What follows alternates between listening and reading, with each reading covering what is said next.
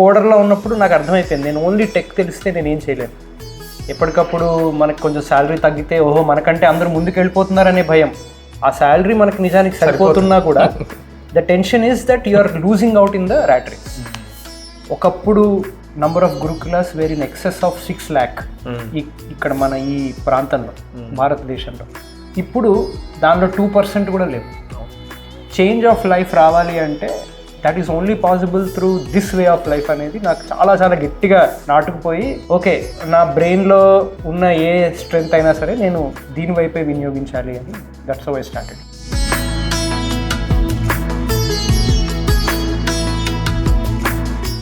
ఓం శ్రీ గురుభ్యో. నా journey in a very different direction వెళ్ళిందండి. లైక్ నేను I have never studied in any sort of a Vedic gurukula or anything. Pure regular studies స్కూల్లో చదవడం అట్లా. బట్ ఫిఫ్త్లో ఫిఫ్త్ సిక్స్త్ ఆ టైంలో మాది చాలా చిన్న ఇల్లు ఉండేది. So there was no concept of a separate bedroom నాకు. So I use to sleep in the hall only. హాల్లో మా అమ్మగారు మార్నింగ్ 3:30కి లేచి ఆవిడ మడి కట్టుకొని పూజ చేసి షీ హ్యాడ్ అ వెరీ అంటే తూచా తప్పకుండా ఫాలో అయ్యేది. సో అదంతా చేస్తున్నప్పుడు she didn't want the house to remain silent.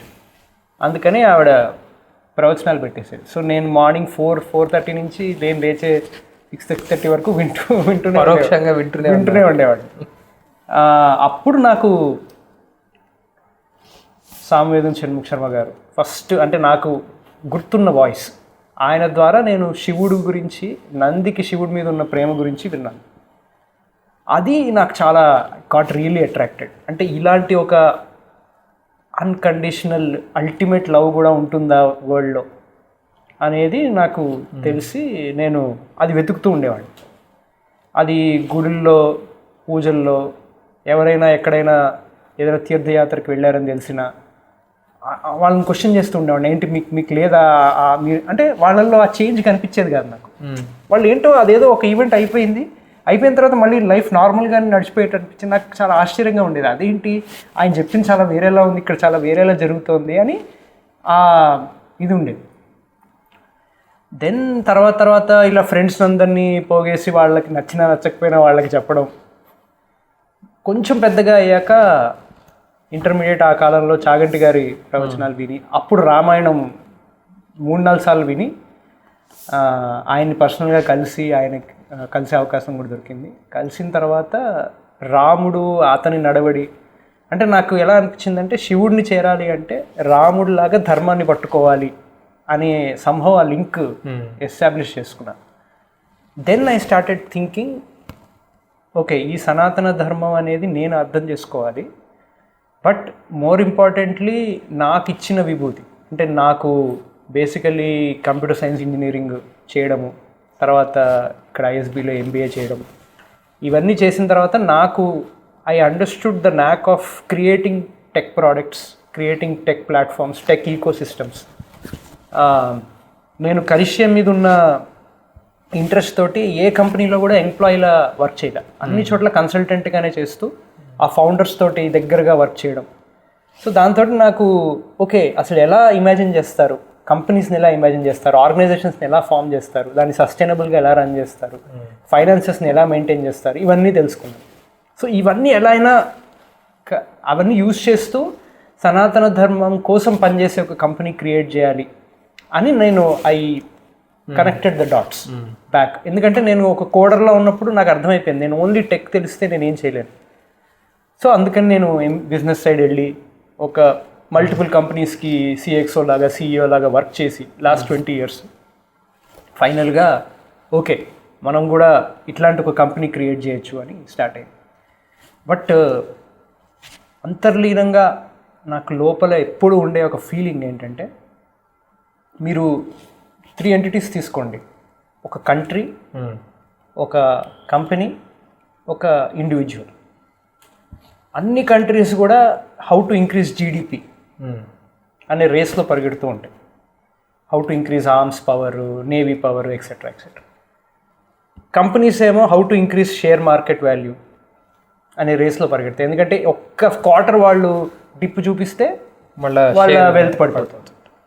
Individuals కూడా హౌ టు ఇంక్రీజ్ అసెట్స్, ఆస్తులు ఎలా పెంచుకోవాలి అనే రేస్లో పరిగెడుతూ ఉంటారు. ఎప్పటికప్పుడు మనకు కొంచెం శాలరీ తగ్గితే ఓహో మనకంటే అందరూ ముందుకు వెళ్ళిపోతున్నారనే భయం. ఆ శాలరీ మనకి నిజానికి సరిపోతున్నా కూడా the tension is that you are losing out in the rat race.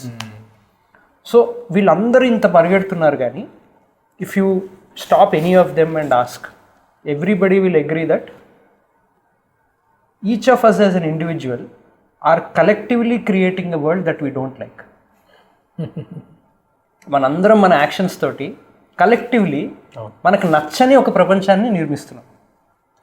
So దీన్ని వెతికితే నాకు దొరికిన ఏకైక ఆన్సర్ సనాతన ధర్మం. అంటే ఏ ఒక్క టైంలో కూడా ఈవెన్ రికార్డెడ్ హిస్టరీలో కూడా ఎంత గ్రేట్ కింగ్డమ్స్లో కూడా వాళ్ళకి ఆనందం లేదు. కొట్టుకోవడము, ఏవో వాయేజెస్, ఏవో ఇన్వేషన్స్, ఫైనల్గా అది పడిపోవడమే తప్ప హాయిగా అందరూ బాగున్నారు, ప్రశాంతంగా ఉన్నారు అనే ఎగ్జాంపుల్ ఎక్కడ దొరకలేదు నాకు. అది ఎక్కడ నాకు ఓన్లీ సనాతన ధర్మంలోనే దొరికింది. అప్పుడు నాకు అనిపించింది ఏంటంటే, why can't we create a company that will not force us to race. Because మీరు డైరెక్ట్లీ ఆర్ ఇండైరెక్ట్లీ ఏ టెక్నాలజీ కంపెనీ, ఏ బ్రాండ్ ఏం తీసుకున్నా సరే వాళ్ళ జాబ్ ఏంటంటే they have to increase consumerism.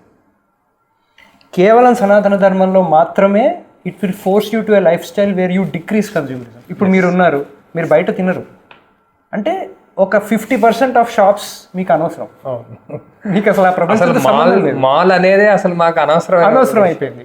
ఇంకోటి సాటర్డే సండే హాలిడే అనే కాన్సెప్టే మాకు లేదు. సో అలాంటి చేంజ్ ఆఫ్ లైఫ్ రావాలి అంటే that is only possible through this way of life అనేది నాకు చాలా చాలా గట్టిగా నాటుకుపోయి, ఓకే నా బ్రెయిన్లో ఉన్న ఏ స్ట్రెంగ్త్ అయినా సరే నేను దీనివైపే వినియోగించాలి అని that's how I started. So this unexpressed pain that everybody has, అరే ఏంటి ప్రపంచం మనం ఇలా చేస్తున్నాము, వీఆర్ ఎక్స్ప్లాయిటింగ్ ద ప్లానెట్, ఒక పారాసైట్ లాగా అన్ని స్పీషీస్ని మనం ఓవర్టేక్ చేసుకుంటూ వెళ్ళిపోతున్నాము. ఎవ్రీబడి ఈజ్ ఫ్రస్ట్రేటెడ్, కానీ we're all in that massively moving wheel where we can't do anything. ఇప్పుడు మనం ఒక అర్బన్ సిటీలో ఉంటున్నాము అంటే lot of things are out of our control. ఇంత పాపులేషన్ ఎందుకు పెరుగుతోంది, ఇంత పొల్యూషన్ ఎందుకు అని అనగలమే తప్ప దాన్ని మనం ఆపలేం. దాన్ని ఆపాలి అంటే ఇవి ఎంతైతే మ్యాసివ్ కంపెనీస్ ద్వారా రన్ అవుతున్నాయో అంతే ఒక మ్యాసివ్ కంపెనీ సనాతనంని పుష్ చేస్తూ కూడా పుట్టాలి. అది it should create a silent revolution among people through knowledge, through inspiration. అంటే ఏదో డాగ్మాటిక్గా అథారిటేరియన్గా మీరు ఇలాగే చేయండి అంటే చెప్తే వినే సొసైటీలో మనం లేము. వాళ్ళకి ఇన్స్పైర్డ్గా అనిపిస్తే అంటే వాళ్ళ దృష్టికోణాన్ని మనం మార్చాలి.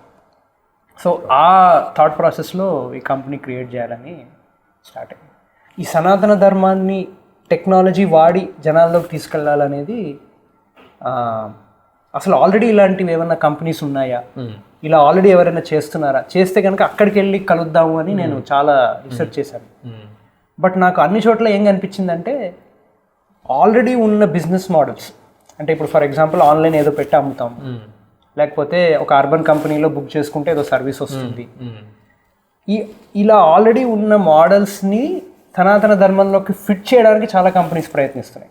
అంటే ఏదో ఆన్లైన్ బుక్ చేసుకుంటే ఆస్ట్రాలజీతో కొంచెంసేపు మాట్లాడచ్చు, లేకపోతే ఆన్లైన్ ఏవో ప్రోడక్ట్స్ కొనుక్కోవచ్చు అనే తప్ప, ఓకే యాక్చువల్ సనాతన ధర్మంలో ఏముంది, ఆ ఋషి హృదయాన్ని if I have to take it to a house, నేను ఎటువంటి కొత్త మోడల్స్ క్రియేట్ చేయాలి అనే థాట్ ప్రాసెస్ నాకు కనిపించకపోయేసరికి ఓకే ఇంకా మనమే బిగిన్ చేయాలి అని స్టార్ట్ అయింది. కానీ ఆల్మోస్ట్ ఒక 7-8 years లోపల ఘర్షణ, దీని నాన్ ప్రాఫిట్గా ఉండాలా, ప్రైవేట్ లిమిటెడ్గా ఉండాలా, ఒక 7-8 years డిఫరెంట్ కోణాల్లో ఆలోచించి ఫైనల్లీ ప్రైవేట్ లిమిటెడే కరెక్ట్, అంటే ఇది ఒక ఫార్ ప్రాఫిట్ ఆర్గనైజేషన్లా ఉండాలి అని అనుకున్నాం. దానికి 3 కారణాలు ఉన్నాయి. ఒకటి ఏంటంటే the massive loss that we have already encountered. అంటే ఒకప్పుడు number of gurukulas were in excess of 6 lakh ఇక్కడ మన ఈ ప్రాంతంలో భారతదేశంలో. ఇప్పుడు దానిలో 2% కూడా లేవు. The number of shastras that we have lost, recorded, unrecorded, vocal, oral books రూపంలో నలంద యూనివర్సిటీస్ ఇట్లాంటి ప్లేసెస్లో రేజ్ అవుట్ అయిపోయిన టెంపుల్స్ అవన్నీ చూసుకుంటే ఆల్మోస్ట్ 96% మనము కోల్పోయాం. సో అప్పుడు నాకేమనిపించిందంటే this has to be a massive moment. అంటే ఒక నాన్ ప్రాఫిట్ ఆర్గనైజేషన్తో ప్రస్తుతం ఉన్న ఎకనామిక్ సిచ్యువేషన్లో ఇష్యూ ఏంటంటే prime time of their life ఎవరు ఇవ్వడానికి ఇష్టపడరు. రిటైర్మెంట్ అయిపోయాక వాలంటీర్గా వస్తారు. Very very few people may come. But maybe ఇప్పుడు ఒక రామకృష్ణ మిషన్ లేకపోతే అలాంటి ప్లేసెస్లో అలాంటి మహానుభావుని చూసుకుని కొంతమంది వస్తారేమో, కానీ నాలాంటి లౌకికుడు ఒక నాన్ ప్రాఫిట్ స్టార్ట్ చేస్తే definitely I cannot expect anything big. అదే ఒక ప్రైవేట్ లిమిటెడ్ కంపెనీ పెట్టి even normal people like me they were able to touch billions of people. ఈ రోజున మన పాపులేషన్ 7 బిలియన్ ఉంటే కనుక internet is almost now reaching 100%. All 7 billion people are almost getting access ఇంకొక 10 yearsలో. అందులో 90% కంటే ఎక్కువ మందికి ఆల్రెడీ వాట్సాప్ తెలుసు. అంటే ఒక జస్ట్ మెటా అనే ఒక company is able to touch so many people. అట్లాంటప్పుడు మనకి 1.2 billion people as of now Sanatana అనే అంబ్రెల్లాలో ఉన్నారు. అంటే వాళ్ళ families are born into this religion అంటున్నారు, కానీ it's actually not a religion, but they are born into this umbrella. So వాళ్ళని ఖచ్చితంగా మనము టెక్నాలజీ ద్వారా టచ్ చేయొచ్చు. సో ఈ ప్రైవేట్ లిమిటెడ్ పెట్టి దీన్ని చాలా ప్రాఫిటబుల్గా చేసి దీన్ని ప్రైమ్ టైంలో పీపుల్ టాలెంటెడ్ పీపుల్ దీని మీద పనిచేయాలి అనేది దీని మెయిన్ థాట్ ప్రాసెస్. సో ఇది స్టార్ట్ చేసినప్పుడు మనము ఫస్ట్ వి లాంచ్డ్ కరిష్యే పూజ ఎక్స్పీరియన్సెస్ అని లాంచ్ చేసాం. ఎందుకంటే ఆల్రెడీ ఎగ్జిస్టింగ్ హ్యాబిట్, ఒక ఇల్లు కొంటే గృహప్రవేశం చేసుకుంటాము, ఒక పిల్లాడు పుడితే నామకరణం, వివాహానికి ఒక పూజ, ఇవి ఆల్రెడీ ఎవరు చెప్పక్కర్లా, people already have those habits. So అక్కడే మనం ఎంటర్ అవుదాము, అక్కడే అసలు కరిష్యే అనేది స్టార్ట్ చేద్దామని 2 years బ్యాక్, ఆల్మోస్ట్ 2 years వస్తుంది అక్కడ స్టార్ట్ చేసాం. అక్కడ what we try to do is మంత్రశుద్ధి, ద్రవ్యశుద్ధి, మనశ్శుద్ధి, ఈ మూడింటిని we try to bring it into a single line. అంటే ఒక పూజ ఎవరైనా సంకల్పం చేస్తే మంత్రం చెప్పే గురువు గారు ఉపాసన పరుడు అయి ఉండాలి, వాళ్ళు వాడే సామాగ్రి శుద్ధంగా ఉండాలి, రసవత్తరంగా ఉండాలి, దానిలో ఎటువంటి ఇంప్యూరిటీస్ ఉండకూడదు, ఎక్కడ సప్లై చైన్లో ప్లాస్టిక్ వాడకుండా మనం తేగలమా, అంటే ప్రకృతిని అమ్మవారిని మనం ఎంత వీలైతే అంత తక్కువ డిస్టర్బ్ చేస్తూ మన పూజను మనం చేసుకోగలమా. అండ్ దెన్ మనశ్శుద్ధి, అంటే చేసుకునే యజమాని వాళ్ళ ఫ్యామిలీ వాళ్ళు కూడా ఆ 2 hours 3 hoursలో నేను ఏం పొందాలి, నేను దానికి అసలు ముందే ప్రిపేర్ అయ్యి ఎలా రావాలి, అలా మనం వాళ్ళని ముందే ఓరియంట్ చేయగలమా అనే ఒక అటెంప్ట్ తోటి స్టార్ట్ చేసాం. అక్కడి నుంచి మూవ్ అవుతూ ఇప్పుడు మన థాట్ ప్రాసెస్ ఎలా ఎవాల్వ్ అవుతుందంటే వీఆర్ సేయింగ్ దట్, అంటే ద వరల్డ్ దట్ కరిష్యే వాంట్స్ టు క్రియేట్, అది నేను ఐ వాంట్ టు ఎక్స్ప్లెయిన్. ఇప్పుడు యాజ్ ఆఫ్ నౌ సొసైటీలో ఎలా ఉందంటే నాకు ఒక పూజ కావాలంటే నేను ఓకే ఈ పూజకి ఇంత అని నేను ఎవరో నాకు చెప్తారు, ఒక గురువు గారు లేకపోతే కరిష్యే లాంటి వెబ్సైట్లో ఒక నంబర్ ఉంటుంది ఇంత అమౌంట్ అని, నేను మాట్లాడి సామాగ్రి తగ్గించుకోవడం పెంచుకోవడం బట్టి నాకు ఆ రేట్ అనేది ఫిక్స్ అవుతుంది. రేట్ ఫిక్స్ అయ్యాకే పూజ జరుగుతుంది ఎక్కడైనా సరే. బట్ పురోహిత, అసలు ఒకప్పుడు పురోహితులు మీరే చెప్పారు నాకు, పురోహిత అంటే పురం యొక్క హితం కోరే వ్యక్తి, వాళ్ళు వాళ్ళ ధ్యానంలో ఉండేవాళ్ళు, వాళ్ళ అనుష్ఠానంలో వాళ్ళు ఉండేవాళ్ళు, వాళ్ళు ఎప్పుడూ కూడా వెళ్ళి గృహస్థుల దగ్గరికి వెళ్ళి వాళ్ళని వాళ్ళు మార్కెట్ చేసుకోవాల్సిన అవసరం లేదు. ఎందుకంటే అప్పుడు రాజు ఆయన ధర్మం వైపు అనురక్తి ఉన్న రాజు ఉండడం వల్ల పురోహితులు there livelihood use to be taken care. అలాంటి ఒక సిస్టమ్ని కరిష్యే ద్వారా రీక్రియేట్ చేయాలి అనేది మన అల్టిమేట్ విషన్.